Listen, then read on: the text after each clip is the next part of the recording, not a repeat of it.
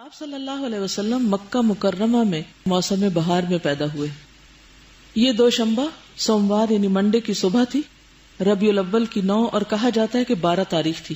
حضور صلی اللہ علیہ وسلم کی ولادت پر، آپ کی آمد کی خوشی پر بہت سے لوگ اس سے میلاد کا کانسیپٹ نکال لیتے ہیں. ہم میلاد منانا شروع کر دیں اور پھر بڑے بڑے کھانے بنانے شروع کر دیں یا اس دن کوئی خصوصی صدقہ خیرات کریں. اگر ایسا ہوتا تو پھر آپ صلی اللہ علیہ وسلم ہمیں بتانا نہ بھولتے.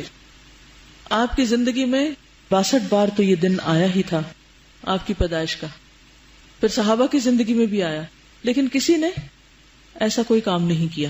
بدعت کا مطلب دین میں حصول ثواب کے لیے کسی ایسی چیز کا اضافہ کرنا ہے جس کی بنیاد یا اصل سنت میں موجود نہ ہو.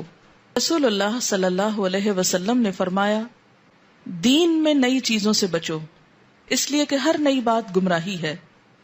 اسے ابن ماجہ نے روایت کیا ہے. رسول اللہ صلی اللہ علیہ وسلم نے فرمایا، جس نے کوئی ایسا کام کیا جو دین میں نہیں ہے وہ کام اللہ کے ہاں مردود ہے. اسے بخاری اور مسلم نے روایت کیا ہے. یعنی اللہ کے ہاں اس کا ثواب نہ ہوگا، اور جس کام کا ثواب ہی نہ اسے کرنے کا فائدہ.